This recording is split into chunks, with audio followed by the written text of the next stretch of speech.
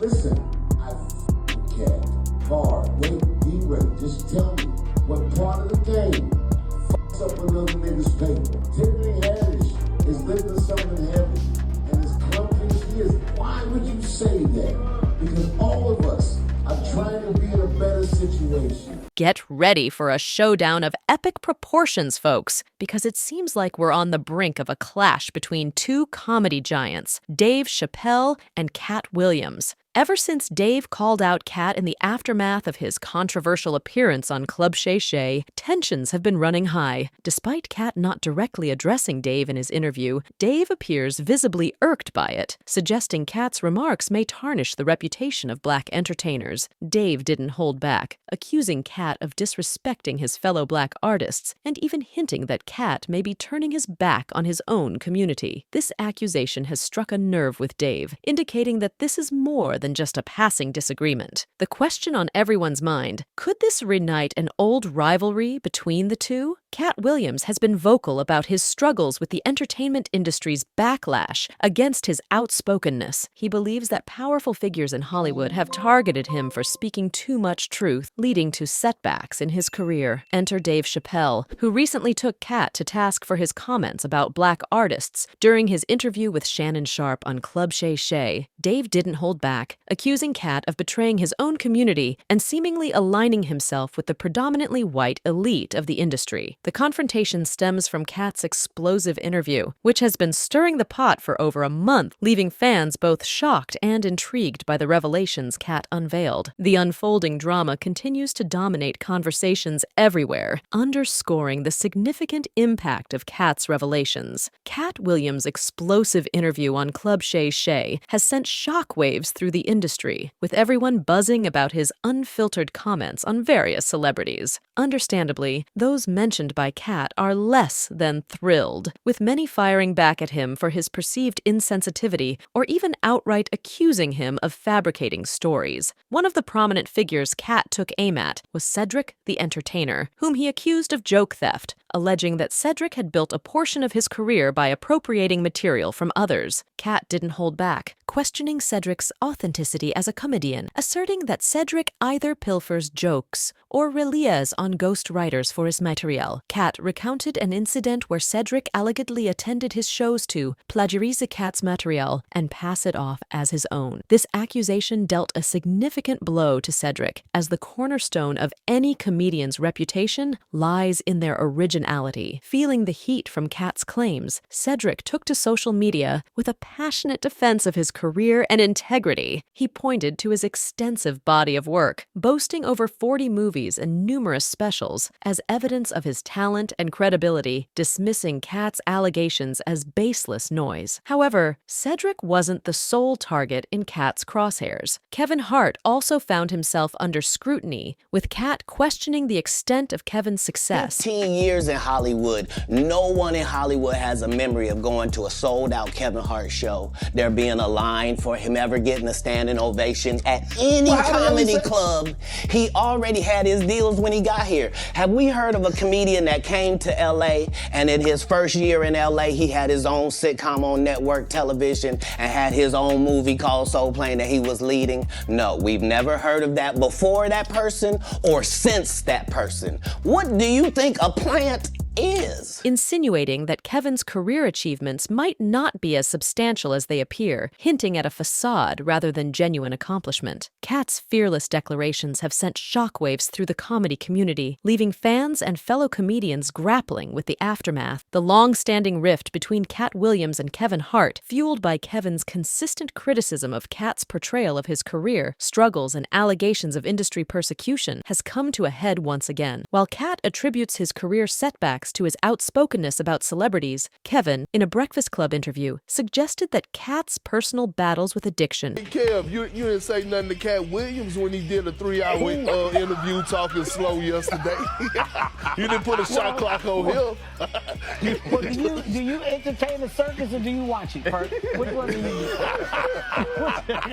Were the true stumbling blocks to his success in the industry. This ongoing feud took center stage during Katt's appearance on Club Shay Shay, where he didn't shy away from addressing Kevin head-on. It appeared to be Katt's retaliation against Kevin's previous critiques. Kevin wasted no time in firing back at Katt's remarks, dismissing them and likening Katt to a circus act rather than a serious contender in the comedy world. But Katt's verbal jabs weren't reserved solely for Kevin Hart. He also took aim at Steve Harvey. Initially, Katt and Steve enjoyed a cordial relationship, with Steve even endorsing Katt early in his career. This camaraderie was evident at the 2005 Bet Comedy Awards, where Steve warmly introduced Katt for his performance. However, their friendship soured over time, particularly following a contentious incident at a New Year's Eve show in Detroit, Michigan, where both comedians were slated to perform. Katt perceived Steve's actions as undermining, leading to escalating tensions between the two. An audio recording capturing Katt accusing Steve of disparaging him only added fuel to the fire, highlighting the intricate dynamics of their relationship within the entertainment sphere. Steve Harvey wasted no time in responding to Katt Williams' accusations, suggesting that Katt was manufacturing controversy to generate buzz for their joint New Year's Eve show in Detroit. Steve, feeling slighted, asserted his status as a comedy heavyweight and refused to engage in Katt's brand of confrontational discourse. Despite their clash, Steve took the high road and delivered his set at the Detroit show without any mention of Katt. However, the mood shifted dramatically when Katt took the stage, launching into a scathing critique of Steve. Years later, Katt remains unapologetic about his harsh words towards Steve, boldly claiming during a club appearance that he so thoroughly outperformed Steve at the Detroit show that it prompted Steve to retire from stand-up comedy altogether. While Steve typically avoids online feuds, he subtly shaded Katt by posting a video with a caption offering advice on disregarding detractors. Meanwhile, Katt addressed his feud with Wanda Smith, insinuating that her career troubles were self-inflicted rather than a consequence of his actions. The tension between Katt and Wanda reached a boiling point after a heated exchange on her radio show regarding Tiffany Haddish's comedic prowess, which quickly spiraled out of control. Wanda's decision to involve her family resulted in a confrontational altercation, with TMZ releasing footage of Wanda's husband brandishing a weapon while chasing Katt. If you can't get your blood pressure down, you can't call me that.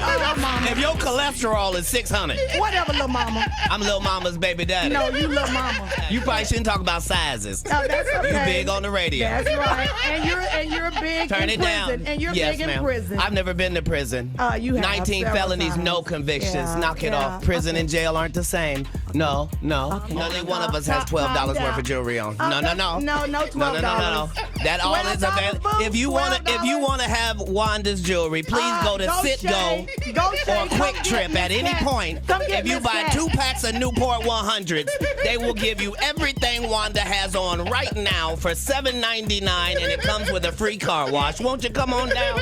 Yes, thank you. Absolutely. The aftermath was swift and severe, with Wanda losing her job, a development she attributes to Katt, despite his insistence that he played no role in her termination. Katt Williams also brought attention to the circumstances surrounding Wanda Smith's dismissal, suggesting that her remarks, which were perceived as insensitive to the LGBTQ+ community, played a significant role. This issue was particularly sensitive given Atlanta's reputation for its vibrant LGBTQ+ community. Katt Williams elaborated on the repercussions of Wanda Smith's remarks, attributing them to a loss of support among her listeners and ultimately contributing to her dismissal. He also addressed the altercation involving Wanda Smith's husband and sons, accusing them of downplaying the severity of their actions, which he perceived as a genuine threat to his safety, even insinuating they had intentions of causing him serious harm, potentially even ending his life. Moreover, Katt delved into a broader issue prevalent within the entertainment industry, the emasculation of black men through the pressure to don dresses for roles. He revealed his steadfast refusal to compromise his integrity and succumb to such demands, even at the expense of significant financial offers. Katt Williams finds solidarity in his stance from fellow comedian Dave Chappelle, who has also spoken out against this practice. Chappelle recounted turning down a staggering $50 million